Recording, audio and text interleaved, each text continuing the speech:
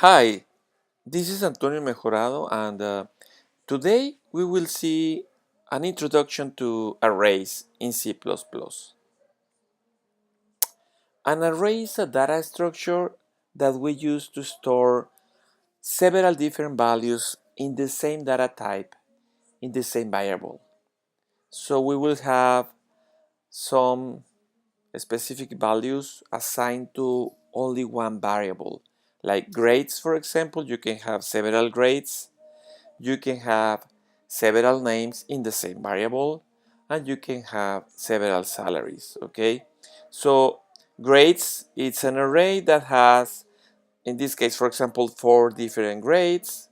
It could be a double variable, it could be an integer. It depends on the values you want to store.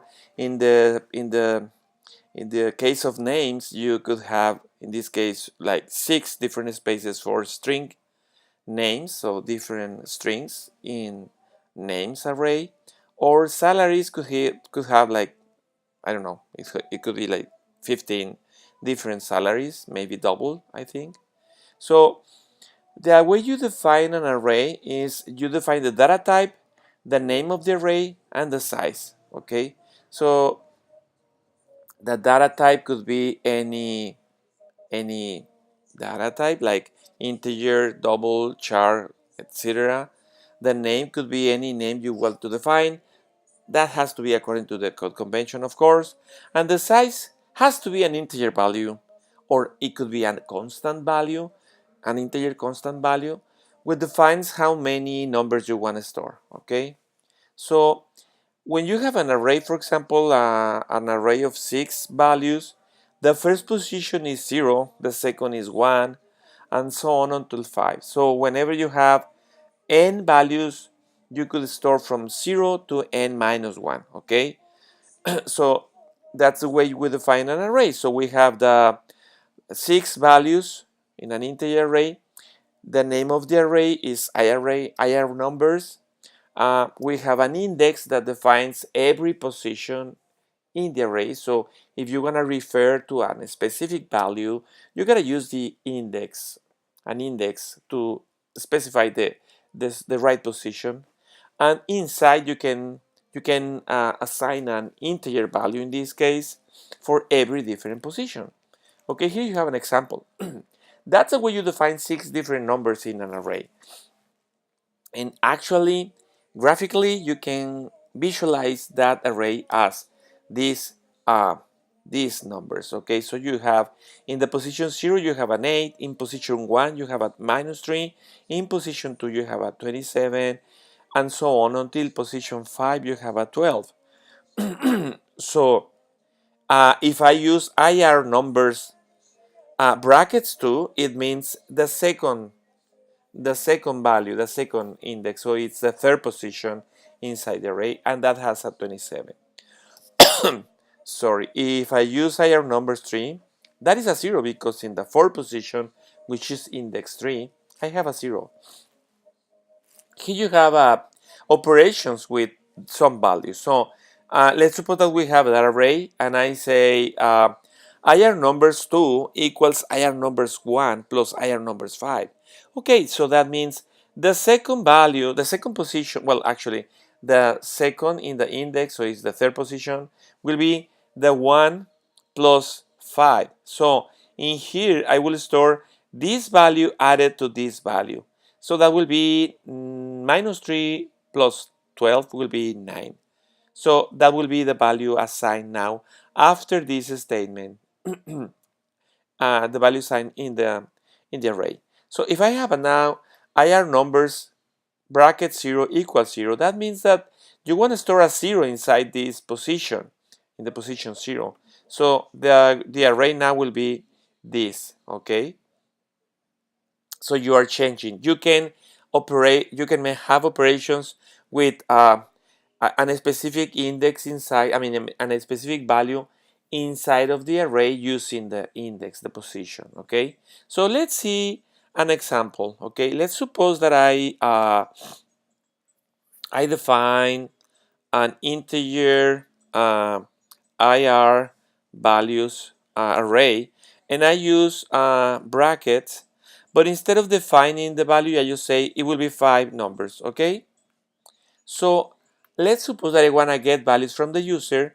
I will make a loop to get every value inside the array. So I will define for integer I equals 0, because that has to be the first position, I less than or equal 5, I plus plus,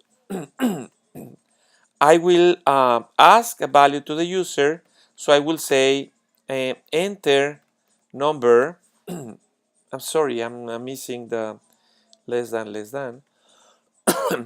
Sorry, I am had a bad coughing. So I have enter number, and then I display I plus 1. Okay, I will display this operation just for us to see that we have an operation plus 1. Okay, and then some points. Okay, so that will display enter number 1, enter number 2, enter number 3, and so on. Okay, because I begins with 0, I plus 1 will be 1. Then when I is 1, I plus 1 will be 2, and so on. So I will get the value inside the array. So my array name is IR value. Okay, so I will use IR value. But see something, I gotta use brackets to store the value inside a position. So in this case, my position will be I. Okay, so I know this is new for you guys, but you gotta get used to how to use an array. So anytime you want to use an array, you gotta use the position where you want to store the value, or the position referring to the specific value inside. So here I'm getting some values from the user. Okay, so if I compile this program, okay, it has an error because, oh yeah, this line is wrong. Sorry. That has to be in the cout, not in the cin. Okay, so now it's compiling. If I execute the program, I'm getting the value from the user. So for example, I will give a 2 as the first value, then a 4, then a -3, then a 5, then a 0. That's it. Okay, so, and I have a mistake, because I put less than or equal 5. That's a huge mistake, because I only want to have 5 different numbers. So I will give a number, okay, but be careful, because there won't be any error. The thing is, inside the memory, I'm storing a value next to that array. Okay, so if I have another variable defined, I'm changing that variable. Okay, so this is wrong. You gotta be careful. In this case, that has to be smaller than 5. Okay, not smaller than or equal 5. Okay, so that means the next time when I compile the program and I execute it, I will have from 1 to 5. So let's suppose that I have a 2, 4, -3, a 5, and a 0. So now I store that values in the array. Yeah, but I didn't do anything in my program, because I just got the values from the user. Why? Well, what if you want to display that values? Okay, you gotta make another loop. You have to get another for integer I equals 0, I less than 5, I plus plus. Okay, so I will display my values. Okay, using cout uh, number I plus 1 equals, and the number which is in the array. So my array name is IR value, and then you gotta use brackets, and the position, which is the index which in this case is I. Okay, and in this case, I want to display n line. Okay, so with this loop, I will display every number in the array now. So if I compile this program and I run it, now I will display. Let me give 2, 4, -3, 5, and a 0. And there you have my numbers: 2, 4, -3, 5, and a 0. Okay, so this is the way you define an array. You put the data type, the name, and the number of elements to use inside. This is the way to you get values from the user. In this case, you gotta make a loop.